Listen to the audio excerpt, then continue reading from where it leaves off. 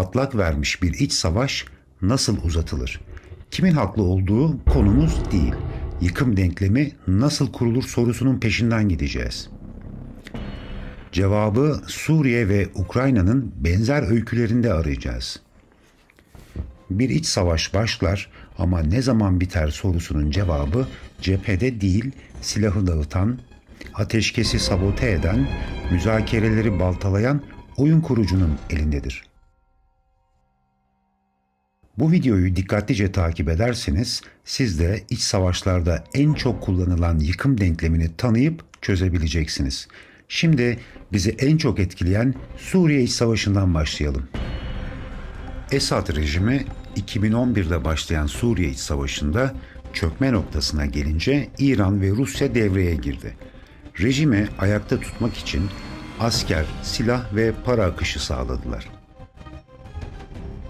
Diğer taraftaysa Özgür Suriye Ordusu ve diğer muhalif gruplar Türkiye, ABD, Avrupa ve Körfez ülkelerinden destek aldı.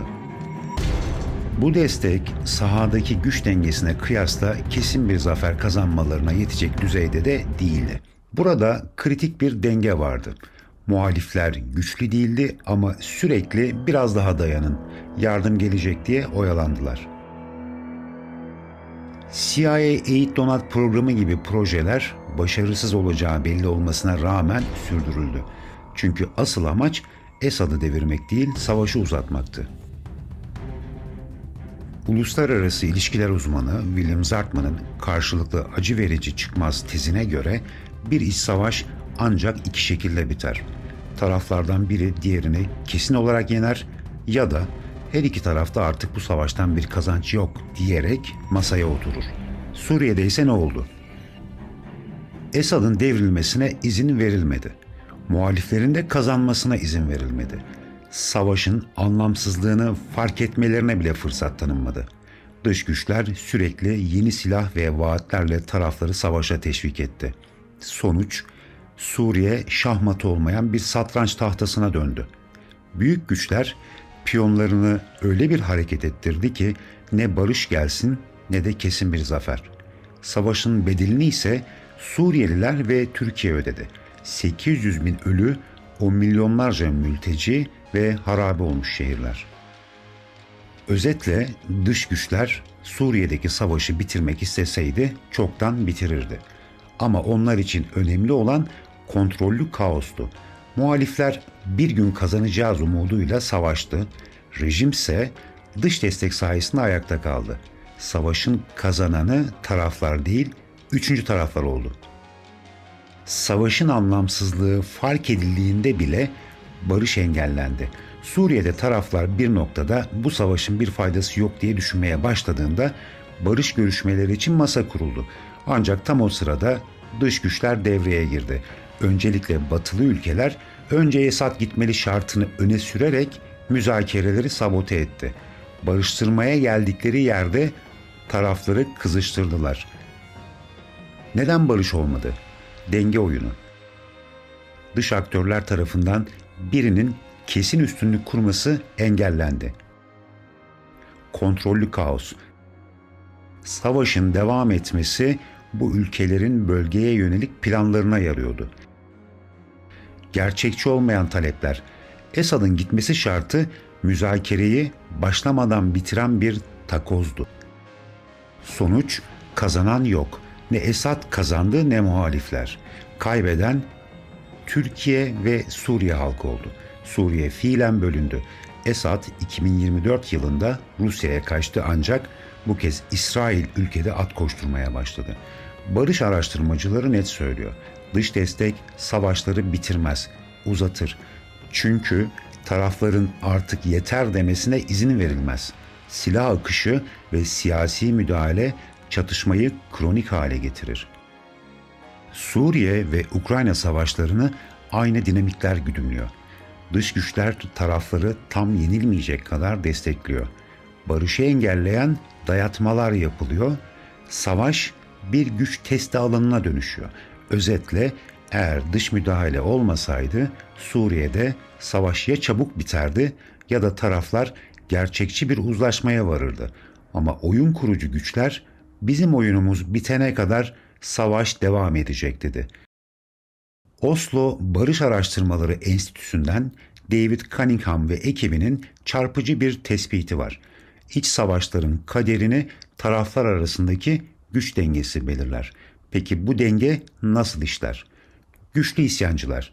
Eğer isyancılar organize ve güçlüyse rejimi hızla devirebilir.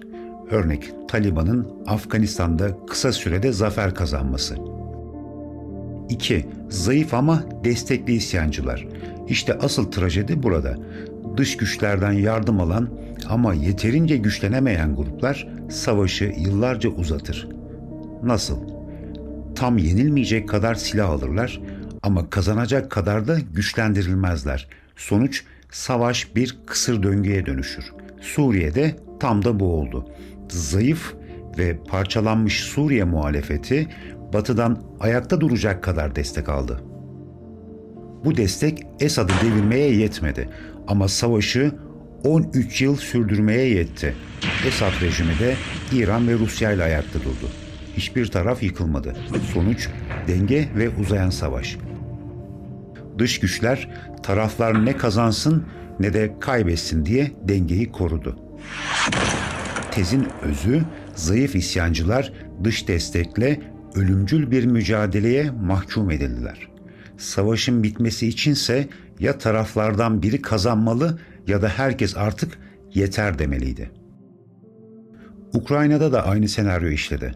Ukrayna cephesinde 2014'te Donbas'taki Rus yanlısı ayrılıkçılar tek başlarına kazanamazdı. Ama Rusya desteği sayesinde direndiler. Ukrayna ise Batı'dan destek aldı. Sonuç yine denge, yine uzun savaş. Rusya Ukrayna'yı ilk haftalarda deviremedi. Batı'nın 2022'deki silah desteği Ukrayna'yı tam yenilmeyecek ama Rusya'yı da püskürtemeyecek bir dengeye soktu. ABD Kiev'e verdiği silahları Rusya'da kullanmasını da yasakladı. 2014'te Donbas Savaşı ile başlayan çatışma 2022'de tekrar kızıştı. Şu an 3. yılına girdi. 2014'ten hesaplarsak 10. yılını tamamladı ve halen neticelenmekten uzak. Cunningham'ın tezinin uyarısı şu: dışarıdan silah verdiğiniz grup ya hızla kazanmalı ya da barışa zorlanmalı. Arada sıkışırsa ülke cehenneme döner. Özetle Suriyeli muhaliflere kullanat muamelesi yapan güçler Ukrayna'da Rusya'yı yıpratma hesabı yapıyor. Cunningham'ın tezi her iki savaşında neden bitmediğini anlamanın anahtarıdır. Cunningham, çözümü engellemek, dış devletler iç savaşları nasıl uzatır başlıklı çalışmasında bu kez başka bir çıkmaza dikkat çeker. Dış aktörler ateşkes anlaşmalarını sabote eder, tarafları silahlandırır ve müzakere süreçlerini baltalar. Bu aktörler hem savaşan taraflar hem de çözüm süreci üzerinde belirleyici bir etki kurar. Dış destekçiler savaşın bitmesini özellikle istemez. İşte Suriye'de taraflardan herhangi birinin kazanması istenmedi. Ateşkes anlaşmaları sabote edildi, müzakereler baltalandı.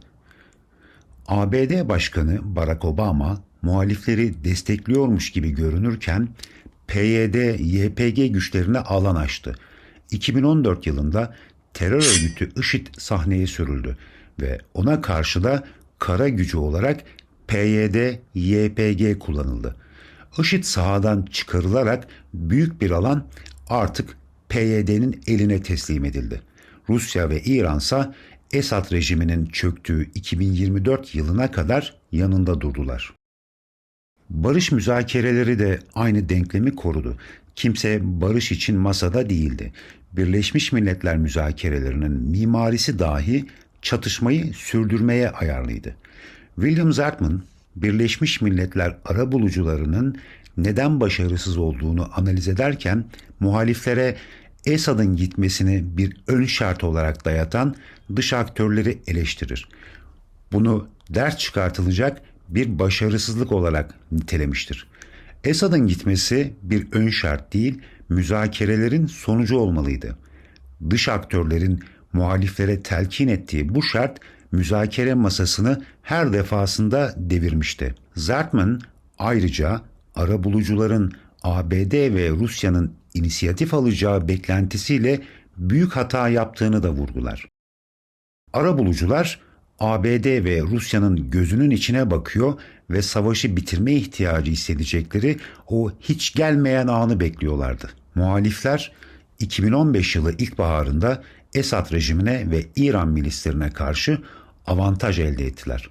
Sahada dengeyi kendi lehlerine bozdular. Ancak Eylül ayı geldiğinde Rus hava gücü Suriye'ye sokularak denge yeniden kuruldu. Barack Obama 2 Ekim 2015 tarihinde şu mesajı verdi. Bu Rusya, İran ve Esad'ın Suriye halkının ezici çoğunluğuna karşı yürüttüğü bir savaştır. Bizim savaşımız IŞİD'le. Obama bu mesajla iç savaşı sürdüren yıkım dengesini koruyacaklarını açık etmişti. Tarafları karşılıklı tüketme stratejisi izliyordu. Bu mesaj daha fazla kanın, etnik temizliğin ve istikrarsızlığın habercisiydi. Zaten ardından Rus kara gücü ve paralı askerleri sahaya indi. Obama 6 Haziran 2015'te Suriye muhalefetini IŞİD'e karşı tek cephe olmaya çağırdı. İnsani ve siyasi açıdan çelişkiliydi bu çağrı. Esad'ın varil bombaları altında ölüm kalım savaşı veren muhalefeti hayati hedefinden koparıyor ve başka bir savaşa yönlendiriyordu. Ukrayna Savaşı'nda da benzer bir durum var. Batı barışı değil, Rusya'yı yıpratmayı hedefliyor. Rusya da geri adım atmıyor. Savaş ne kazanılıyor ne bitiriliyor. Ukrayna'da müzakerelerin sabote edilmesi de Suriye'dekiyle benzerlik taşımaktadır. Suriye'de Birleşmiş Milletler görüşmeleri Esad gitmeli takozu üzerinden çökertildi. Batı, Ukraynalıları ise 1991 sınırlarını savunmaya teşvik ederek sakın toprak tavizi vermeyin dayatmasıyla baskılıyor. Suriyeli muhalifler 2011'de Esad düştü düşecek diye umutlandırıldı. 2024'te Esad hala iktidardaydı. Ukraynalılara 2014'te Rusya yenilecek dendi, 2025'te Ukrayna kaybetmeye devam ediyor. 2022 Mart ayında Antalya'da düzenlenen Rusya-Ukrayna müzakereleri sonuçsuz kalmıştı. ABD Başkanı Donald Trump'ın ön ayak olmasıyla Rusya-Ukrayna delegasyonu bu kez 15 Mayıs'ta İstanbul'da buluşacak. Bu görüşmelerde sadece tarafların değil, ABD, Avrupa Birliği ve İngiltere'nin pozisyonları belirleyici olacaktır. Bakalım dış aktörler müzakereleri bloke edecek mi? Hep birlikte izleyeceğiz. 2022'deki müzakerelerde taraflar maksimalist taleplerle geldi ve güvensizlik sergilediler. Ukrayna, Kırım ve Donbas'ın geri verilmesini talep etti. Rusya, Ukrayna'nın Batı ile arasına mesafe koymasını, NATO üyeliğinden vazgeçmesini, Rus azınlıkların korunmasını istedi. Her iki tarafın da talepleri karşı tarafın kırmızı çizgilerini ihlal etti. Bu da sıfır toplamlı bir denklem yarattı. İç savaş literatürüne göre taraflar arasında güven eksikliği ve maksimalist talepler çatışmaların çözümünü geciktirir. Belli ki bitmeyen savaş amacın ta kendisidir. Ukrayna-Rusya savaşı klasik iç savaştan farklı olsa da benzer bir çıkmaz taşıyor. Başlangıçta Rusya kısa sürede Kiev'i almayı hedefledi. Ancak ABD, İngiltere, Avrupa Birliği ekseni Ukrayna'yı tam çökmeden destekledi. Bu destek Ukrayna'nın ayakta kalmasını sağladı ama mutlak zafer için yeterli olmadı. Rusya da tüm gücünü kullanamadı. Bu nedenle ne yendi ne yenildi. Tıpkı tezdeki gibi zayıf taraf tam yenilmeyecek kadar desteklenirse savaş bitmez. Uzun, yıkıcı ve çözülmesi zor hale gelir. Ukrayna-Rusya savaşında Starlink gibi teknolojik destekler Ukrayna'nın iletişim altyapısını güçlendirerek savaşta direnmesini sağladı. Ancak bu destek Ukrayna'nın kesin bir zafer kazanmasına yetecek düzeyde olmadı. Bu durum yukarıda belirtilen tezlere paralel olarak savaşın uzamasına ve çıkmaza girmesine katkıda bulundu. Ukraynalıların bu savaşı sonuna kadar üstlenmeye ve Ruslara karşı direnmeye yüreklendirilirken NATO kapısı da kalıcı olarak yüzlerine kapatıldı. Başkasının savaşında ölüme mahkum edilen bir ulus haline geldiler. Starlink gibi sistemler bu çıkmazı dijitalleştirdi. Elon Musk'ın tartışmalı kararı, Kırım'da Starlink'i kapatması. Eylül 2022'de kritik bir gelişme yaşandı.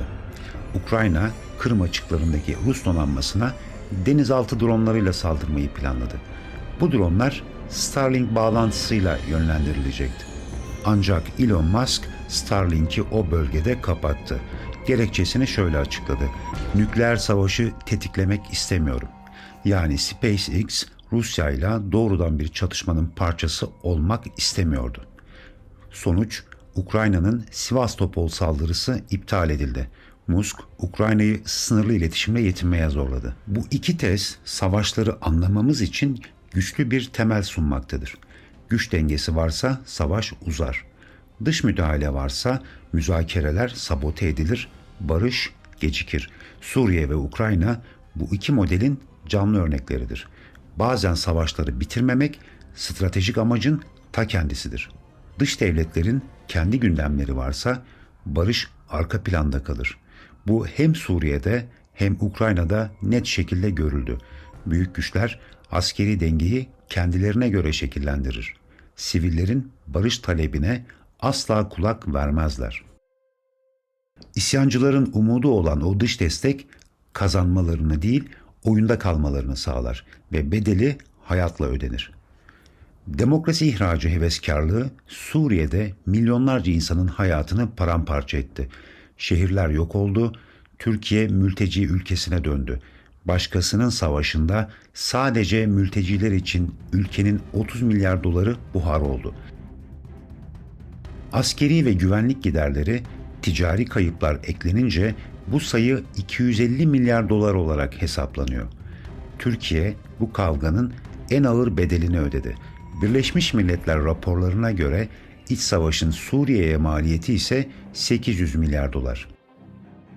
İç savaşlara destek veren siyasiler, sivil toplum kuruluşları ve toplumsal kesimler karmaşık jeopolitik oyunun içindeki rollerini sorgulamalılar. Onlara gerçekçi tavsiyelerde bulunmak isterim. İyi niyetin oyun teorisinin soğuk matematiğine yenik düşmesi kesindir. Bir iç savaş veya güvenlik paradoksu oluştuğunda kim kazanırsa kazansın biz kaybetmeyeceğiz stratejisi geliştirmelisiniz. Size iyi görünen şeyin doğru olduğundan da emin olun. İyi ile doğru, kötü ile yanlış hakkındaki kavrayışınızı eleştiriden geçirin. İyilik yapma iddiasıyla hayati yanlışlar yapabilirsiniz. Romantik, dini, etnik ve ideolojik söylemlerle değil, soğuk jeopolitik çıkar analizleriyle hareket edin. Ulusal çıkarlardan şaşmayın. Dış güçler kendi savaşlarında Türk ulusunun canını ve servetini harcarlar. Dışa bağımlı ayaklanma ve iç çatışmalara destek vermeyin.